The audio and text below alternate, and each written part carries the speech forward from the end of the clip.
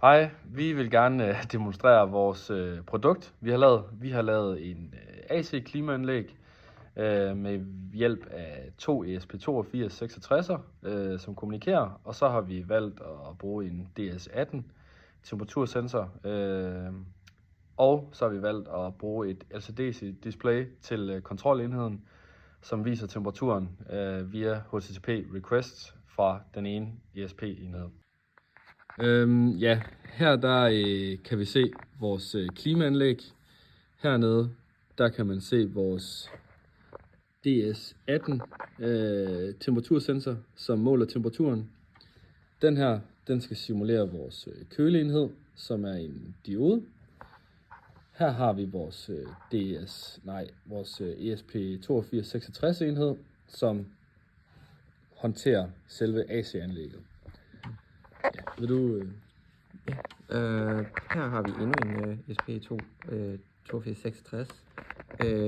Den agerer som kontrolenheden, som bare får data. Den sender de her get requests over til den anden, som så sender dataen herover, og den data den bliver så displayet her på LCD'en. Så for eksempel lige nu er det cirka 21 grader Celsius. Hvis vi skal prøve at demonstrere lidt, hvordan det virker, så kan vi lige få Philip til at få temperaturen til at stige. Det skal lige siges, at når temperaturen stiger, så kommer der en besked her på kontrolenheden. Men samtidig med, for at give brugeren besked om, nu er køleenheden startet, fordi der er for varmt i drivhuset, så sender den en besked over i Discord, hvor den skriver, drivhuset er for varmt, køling er påbegyndt. Det der er muligt, da vi har adgang til Wi-Fi, og så sender vi simpelthen via webhook en besked til Discord.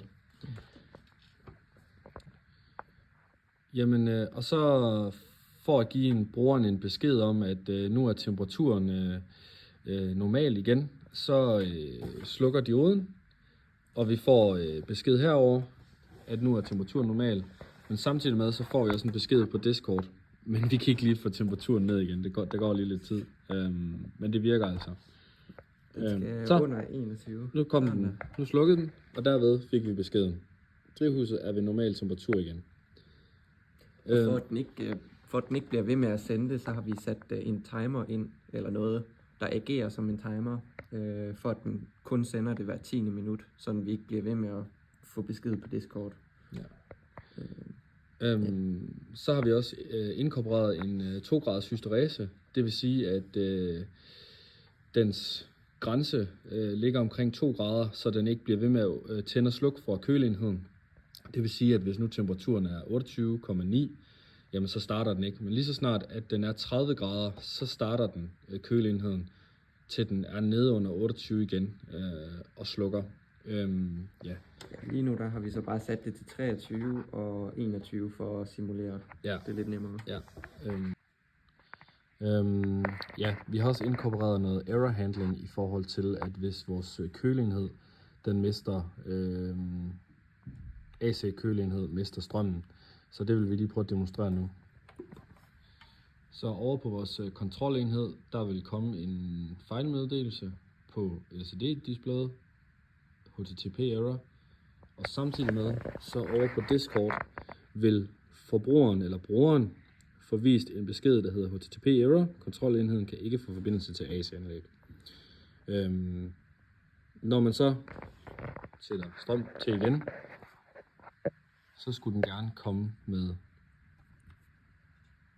at vise temperaturen igen. Ja, sådan der. Og det gør den der.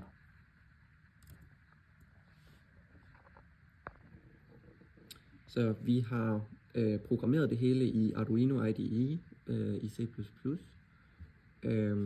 Her kan vi se serverdelen. Den kører godt nok ikke lige på computeren her. Den kører over på den anden computer.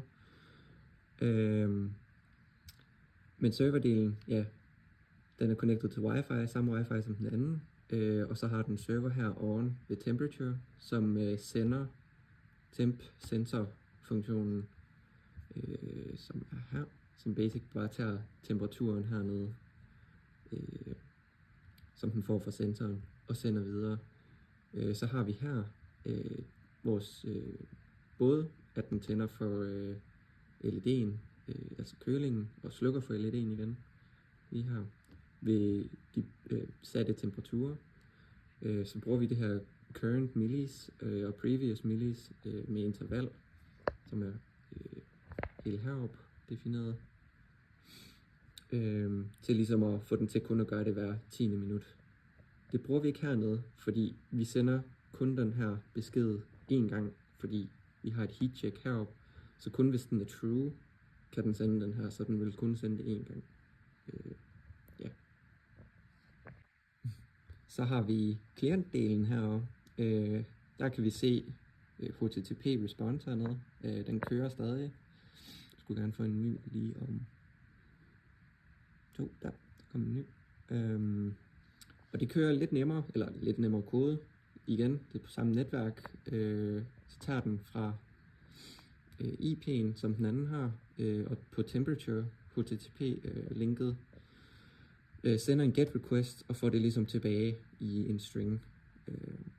Så har vi Liquid Crystal library, som så er det, vi bruger til ligesom at printe. Så her for eksempel serial print, printer i serial, og så LCD print. Og så kan vi set cursor og så videre. Men det er bare LCD print, vi ligesom bruger til at printe det over på LCD'en.